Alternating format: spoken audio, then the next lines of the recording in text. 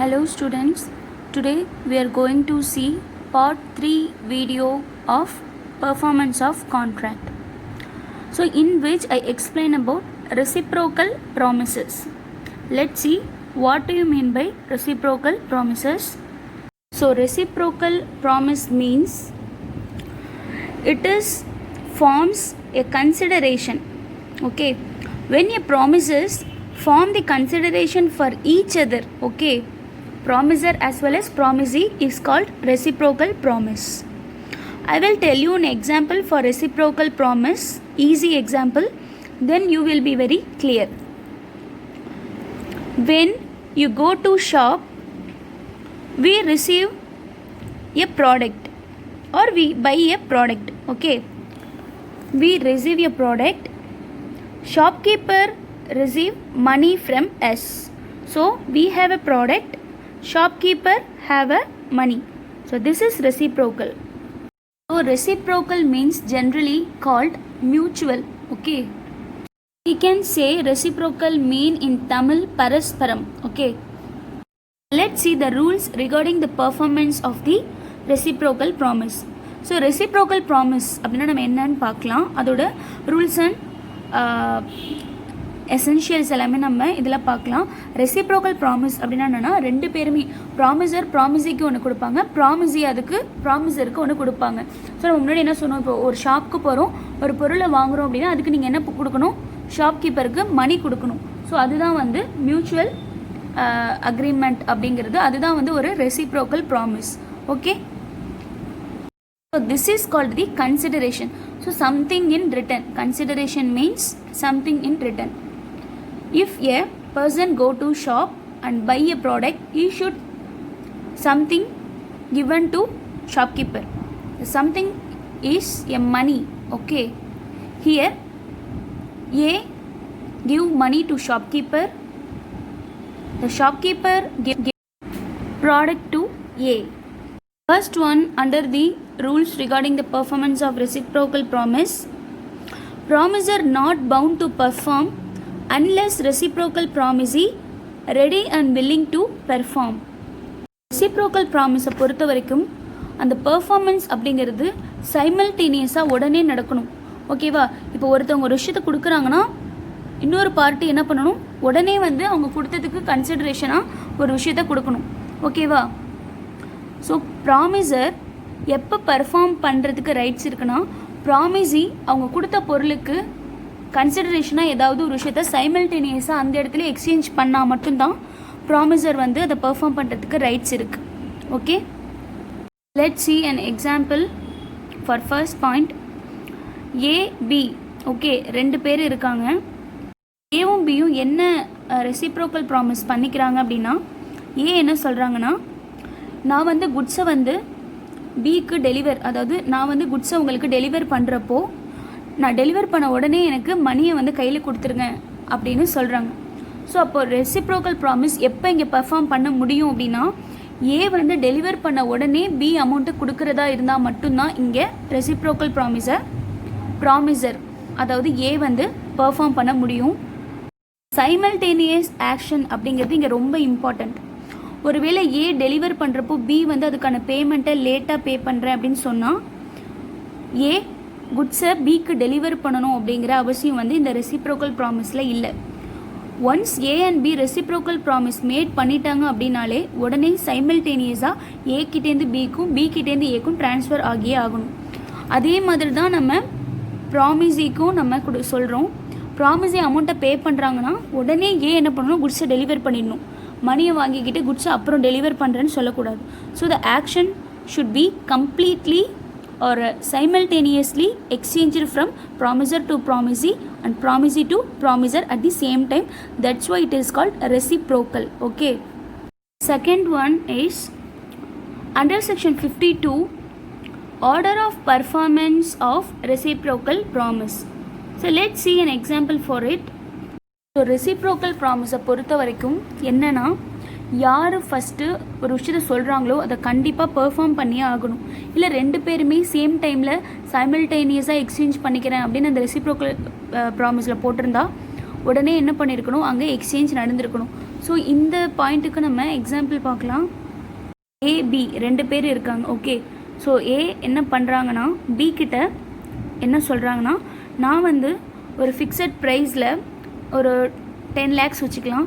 So ஒரு 10 lakhsல உங்களுக்கு ஒரு ஹவுஸை வந்து கட்டித்தரேன் அப்படின்னு சொல்லியிருக்காங்க. ஓகே, ஸோ அப்போ என்ன பண்ணணும், ஏ கண்டிப்பாக அந்த ஹோமை கட்டி கொடுத்துட்டு தான் என்ன பண்ணணும், பி கிட்டேருந்து மணியை ரிசீவ் பண்ணணும். ஏன் அப்படின்னா கான்ட்ராக்டில் போடுறப்போவே ஏன் என்ன சொல்லியிருக்காங்க, நான் உங்களுக்காக ஒரு ஃபிக்ஸட் ப்ரைஸில் ஹோமை கட்டித்தரேன், ஸோ கட்டி முடிச்சதுக்கப்புறமா நீங்கள் பே பண்ணால் போதும் அப்படிங்கிற மாதிரி தான் அந்த அக்ரிமெண்ட் இருக்குது. ஓகே, இந்த ப்ராமிஸ் வந்து ஏ பண்ணுறாங்க. ஸோ பில்டிங் வந்து ஃபிக்ஸட் ப்ரைஸில் கட்டினதுக்கப்புறம் பி கிட்ட நம்ம என்ன பண்ணிக்கலாம், ஹேண்ட் ஓவர் பண்ணும்போது அந்த அமௌண்ட்டை வந்து வாங்கிக்கலாம். ஸ்டூடெண்ட்ஸ், ஒரு விஷயம் இம்பார்ட்டண்ட்டானது என்னென்னா, ஃபர்ஸ்ட் பாயிண்ட் எக்ஸ்பிளைன் பண்ணோம்ல, rules and legal rules. So அதில் ஃபர்ஸ்ட் ஒன் நம்ம என்ன சொல்லலாம்னா, சைமல்டேனியஸாக ட்ரான்ஸ்ஃபர் பண்ணியிருக்கணும், எக்ஸ்சேஞ்ச் பண்ணியிருக்கணும் அப்படிங்கிறது ஒரு மெத்தட். அதுதான் நம்ம ஃபர்ஸ்ட் பார்த்தது. ஸோ அந்த ஃபர்ஸ்ட் மெத்தடை நம்ம என்ன சொல்லலாம்னா, we can say it is a mutual and concurrent. It means simultaneous reciprocal promise. So first பாயிண்ட்டுக்கு ஒரு ஈஸியான எக்ஸாம்பிள் என்ன அப்படின்னா கேஷ் சேல்ஸ். ஏன் கேஷ் சேல்ஸை சொல்கிறோன்னா, கேஷ் சேல்ஸ் எல்லாமே எப்படி இருக்கும், உடனே மணியை கொடுத்துட்டு உடனே குட்ஸை வாங்கிட்டு வரதா தான் இருக்கும். ஸோ அதுதான் வந்து சைமல்டேனியஸ் ரெசிப்ரோக்கல் ப்ராமிஸ். இது வந்து ஃபர்ஸ்ட் பாயிண்ட்டுக்கு நான் சொல்கிற எக்ஸாம்பிள். ஓகே, அதே மாதிரி இந்த பாயிண்ட் செகண்ட் பாயிண்ட், அதாவது order of performance of reciprocal promise.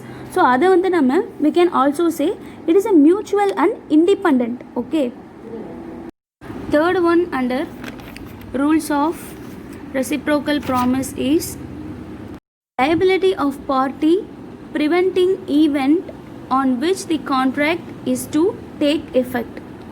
என்ன சொல்கிறாங்கன்னா, ஒரு அக்ரிமெண்ட் போட்டுட்டு ஒரு ரெசிப்ரோக்கல் ப்ராமிஸ் போட்டுட்டு அந்த ரெசிப்ரோக்கல் ப்ராமிஸ்க்காக ஏதாவது செலவு பண்ணி அதை பர்ஃபார்ம் பண்ண போகிற டைமில் வேண்டாம் அப்படிங்கிற மாதிரி ஏதோ ஒரு விஷயம் சொல்லி அதனால வந்து ப்ராமிசருக்கும் ப்ராமிஸிக்கும் ஒரு லாஸ் வரப்போ அதுக்கு காம்பன்சேஷன் நம்ம ரிசீவ் பண்ணலாம்.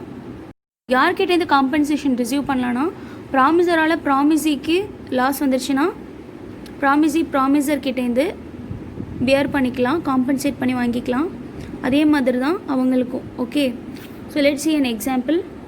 இதில் ஏபி 2 பேர் இருக்காங்க. ஓகே, இங்கே ஏவும் பியும் என்ன ரெசிப்ரோக்கல் ப்ராமிஸ் போடுறாங்க அப்படின்னா, பி ஏ கிட்ட சொல்கிறாங்க, நான் உங்களுக்காக ஒரு ஒர்க்கை வந்து பண்ணி கொடுக்குறேன், அந்த ஒர்க்குக்கு வந்து எனக்கு நீங்கள் கன்சிடரேஷனாக 1000 rupees கொடுத்துருங்க அப்படின்னு சொல்கிறாங்க. ஏவும் ஒத்துக்கிட்டு ரெசிப்ரோக்கல் ப்ராமிஸ் போட்டாங்க. ஓகே, பட் அதை அதாவது அந்த ஒர்க்கை வந்து பண்ண போகிறப்ப இதுக்காக சில எக்ஸ்பென்சஸ் எல்லாமே பண்ணியிருக்காங்க. ஓகேவா, ஏதோ ஒரு நிறையா திங்ஸ்லாம் வாங்கியிருக்காங்க அந்த ஒர்க்கை பண்ணுங்கிறதுக்காக. பி வந்து அந்த ஒர்க்கை பண்ண போகிற டைமில் என்ன பண்ணுறாங்க, ஏ வந்து தடுத்துட்டாங்க, வேண்டாம் அப்படின்னு தடுத்துட்டாங்க. அப்போ என்ன ஆகிடுது, ஏக்காக பி பண்ண எல்லா எக்ஸ்பென்சஸுமே வந்து வேஸ்ட் ஆகிடுது. ஸோ பிக்கு வந்து இது ஒரு லாஸ். ஓகே, ஸோ இப்போது இந்த மாதிரி டைமில் என்ன பண்ணிக்கலாம்னா, B have a rights to entitled, okay, and receive a money, or B can recover losses from A for non-performance.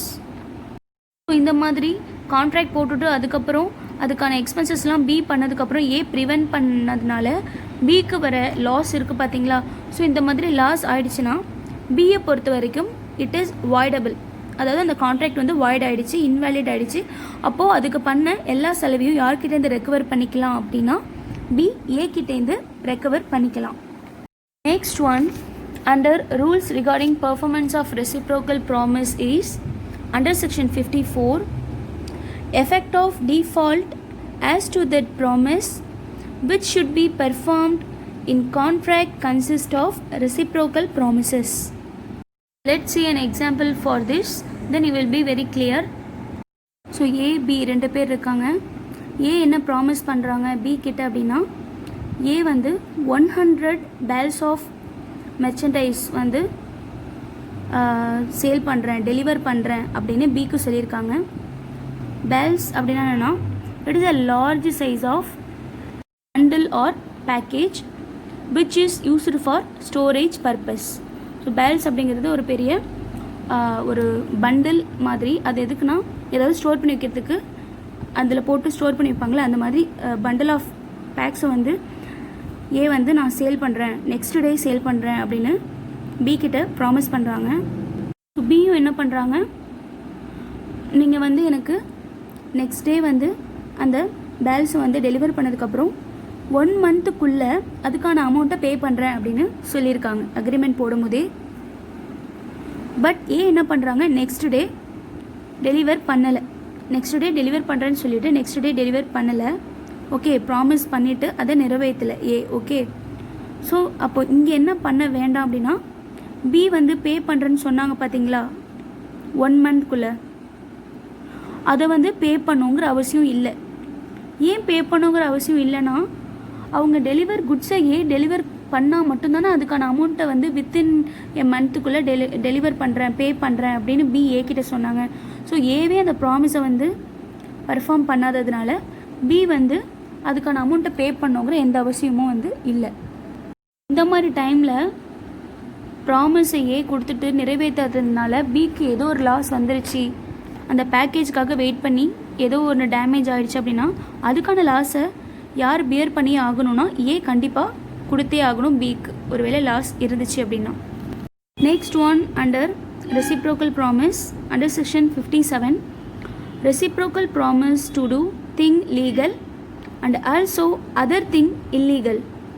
இல்லை, ரெசிப்ரோக்கல் ப்ராமிஸ் எப்படி பண்ணியிருப்பாங்கன்னா, ஃபர்ஸ்ட் பார்ட் வந்து லீகலாக இருக்கும், எந்த ஒரு இல்லீகல் விஷயமும் அங்கே நடந்திருக்காது. பட் அந்த அக்ரிமெண்ட் வந்து நெக்ஸ்ட் பார்ட்டில், அதாவது செகண்ட் பார்ட்டில் வந்து இல்லீகலாக மாறி இருக்கும்.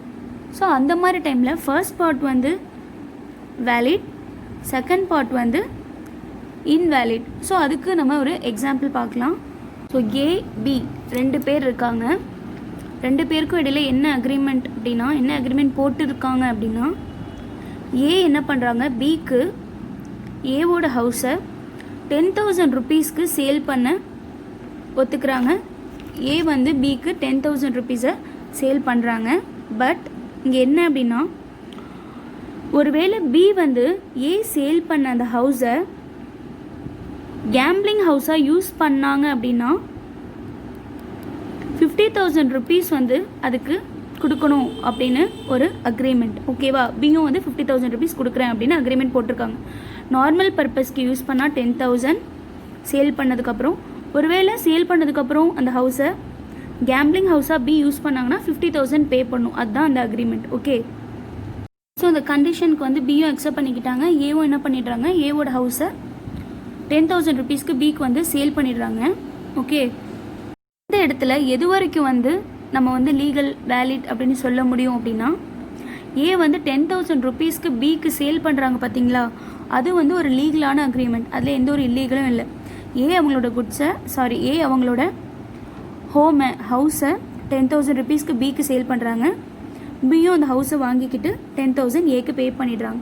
ஸோ இந்த பார்ட் வரைக்கும் லீகல். எப்போ அது இல்லீகலாக மாறுது, வாய்டாக மாறுது அப்படின்னா, when the lawful object going to be an unlawful object, then only the agreement going to be void. So அப்போ அந்த ஆப்ஜெக்ட் அப்படிங்கிறது எப்போ லாஃபுல்லேருந்து அன்லாஃபுல்க்கு மாறுது, அந்த ஹோம் 10,000 இருக்கிற வரைக்கும் அது லீகலாக இருந்துச்சு. அது 50,000க்கு கேம்பிளிங் ஹவுஸாக மாறுறப்ப 50,000க்கு பே பண்ணுங்க அப்படின்னு எப்போ சொன்னாங்களோ அப்போவே அது என்ன ஆயிடுச்சு, அது ஒரு வாய்ட் அக்ரிமெண்ட்டாக மாறிடுச்சு. ஸோ ஃபர்ஸ்ட் பார்ட் 10,000 வரைக்கும் அது valid agreement.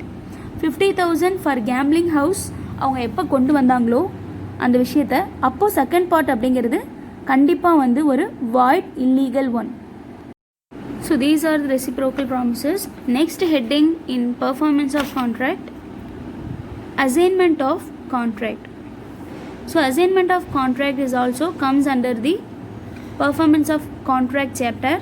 Okay, this is a last chapter of performance of contract. Let's see what do you mean by assignment of contract. As its name implies, assignment, it means, so generally assignment means allocation of task or performance to someone. Okay, அதாவது assignment அப்படின்னா ஜென்ரலாக என்னென்னா ஏதோ ஒரு டாஸ்க்கையோ ஏதோ ஒரு பர்ஃபார்மன்ஸையோ ஒருத்தவங்க கிட்ட கொடுத்து அதை பண்ண சொல்கிறது. பிஸ்னஸ் லா டேர்ம் படி அசைன்மெண்ட் ஆஃப் கான்ட்ராக்ட் அப்படின்னா என்னென்னா transfer of contractual rights and liabilities under the contract to a third party. அதாவது அவங்க அக்ரிமெண்ட் போட்ட சில விஷயத்த பர்ஃபார்ம் பண்ணுற டைமில் அவங்களே டைரெக்டாக பெர்ஃபார்ம் பண்ணாமல் தேர்ட் பார்ட்டிக்கிட்ட அந்த ரைட்ஸை வந்து எக்ஸ்சேஞ்ச் பண்ணி அலோகேட் பண்ணி அவங்கள பெர்ஃபார்ம் பண்ண சொல்கிறது. ஸோ எந்தெந்த மாதிரி சுச்சுவேஷனில் இந்த மாதிரி நடக்கலாம் அப்படிங்கிறது நம்ம பார்க்கலாம். So normally it means when the original party or parties to the contract drop out and others take its place. Okay, to assign means here to transfer. Okay, let's see first one, act of the parties. Let's see an example for act of the parties, then you will be very clear. Act of parties-ல first point-க்கு ஒரு example சொல்கிறேன். Painting of a picture by a painter, acting in a film by the actor. So இது எல்லாமே வந்து personal skill and abilities. So இந்த மாதிரி விஷயத்தை என்ன பண்ண முடியாது, கண்டிப்பாக இன்னொருத்தவங்களுக்கு அசைன் பண்ண முடியாது, ட்ரான்ஸ்ஃபர் பண்ண முடியாது. Okay, so these R the exemptions அப்படின்னு நம்ம சொல்லலாம். Okay, so second point under act of parties, a promisee cannot be compelled to accept a third person to perform the promise. இது என்னன்னா, இப்போ ப்ராமிசரும் ப்ராமிஸியும் ஏவும் பியும் ஒரு அக்ரிமெண்ட் போட்டுட்டு அதுக்கப்புறம் ஏ பண்ணித்தரேன் அப்படின்னு சொன்ன அந்த ஒர்க்கை வேறு ஒருத்தங்களை விட்டு நான் பண்ண சொல்கிறேன், நீங்கள் அதை ஒத்து தான் ஆகணும், அக்செப்ட் பண்ணி தான் ஆகணும்னு பியை வந்து கம்பல் பண்ணி ஒத்துக்க வைக்க முடியாது. ஏவே டைரெக்டாக பண்ணாமல் தேர்ட் பார்ட்டி வந்து அந்த ஒர்க்கை உங்களுக்கு பண்ணுவாங்க, நீங்கள் ஒத்துக்கிட்டு தான் ஆகணும் அப்படின்னு கம்பல் பண்ணக்கூடாது. ஏன்னா முன்னாடியே சொல்லியிருக்கேன், ஃபோர்ஸ் பண்ணாலும் கம்பல் பண்ணி அக்செப்ட் பண்ண வச்சாலும் அது கண்டிப்பாக வந்து இன்வேலிடான ஒரு அக்ரிமெண்ட்டாக தான் இருக்கும், இன்வேலிடான கான்ட்ராக்டாக தான் வந்து அது இருக்கும். Okay, second heading operation of law. இந்த ஆப்ரேஷன் ஆஃப் லாவை பொறுத்த வரைக்கும் ஒரு ப்ராமிசர் இறந்துட்டாங்க அப்படின்னா அவங்க ப்ராமிஸ் பண்ணியிருந்த எந்த ஒரு விஷயத்தையும் அவங்களோட லீகல் ரெப்ரசன்டேட்டிவ்ஸோ இல்லை அவங்களோட ஹேர்ஸோ என்ன பண்ணலாம், பெர்ஃபார்ம் பண்ணலாம். ஓகே, பட் எதை மட்டும் பண்ண முடியாதுன்னா நம்ம முன்னாடியே சொன்ன மாதிரி அவங்களோட பர்சனல் ஸ்கில்லோ எபிலிட்டியோ ஒரு ப்ராமிசருக்கு இருக்குது, அந்த ப்ராமிசர் இறந்துட்டாங்கன்னா அப்போ என்ன ஆகாது, அதோட அந்த கான்ட்ராக்ட் வந்து முடிவுக்கு வந்துடும். ஓகே, கண்டினியூ ஆகாது. வேறு ஏதாவது ஒரு குட்ஸை டெலிவர் பண்ணுறதோ இல்லை ஏதாவது மணி ரிலேட்டடான ஏதாவது ஒரு கான்ட்ராக்டாக இருந்துச்சு அப்படின்னா அவங்க டெத் ஆனாலோ இன்சால்வென்சி ஆனாலோ அந்த ரைட்ஸ் அண்ட் லைபிலிட்டிஸ் ட்ரான்ஸ்ஃபர் பண்ணலாம், அசைன் பண்ணலாம் தான். ஆப்ரேஷன் ஆஃப் லாவில் பொறுத்த வரைக்கும் இப்போ ஒருத்தவங்க டெத் ஆகிட்டாங்கன்னா டெத் ஆனவங்களோட ஹையர்ஸ்க்கோ இல்லை லீகல் ரெப்ரசன்டேட்டிவ்ஸ்க்கோ அந்த லைபிலிட்டி ட்ரான்ஸ்ஃபர் ஆகும். ஓகே, பர்சனல் எபிலிட்டி அதாவது பெயிண்ட் அதுக்கப்புறம் ஆக்டிங் அந்த மாதிரி இருந்தால் மட்டும்தான் வந்து டெத் ஆனவங்களோட அந்த கான்ட்ராக்ட் முடியும். Same likewise, if a person is insolvent ஆயிட்டாங்க அப்படின்னு if the court is declared to be a person is insolvent, so the automatically the insolved person's rights and liabilities assigned to their official receiver or assignee. Okay, these are assignment of contract. So the performance of contract chapter is ended with this video. If you have any doubts, please ask your doubts in comment. Thank you.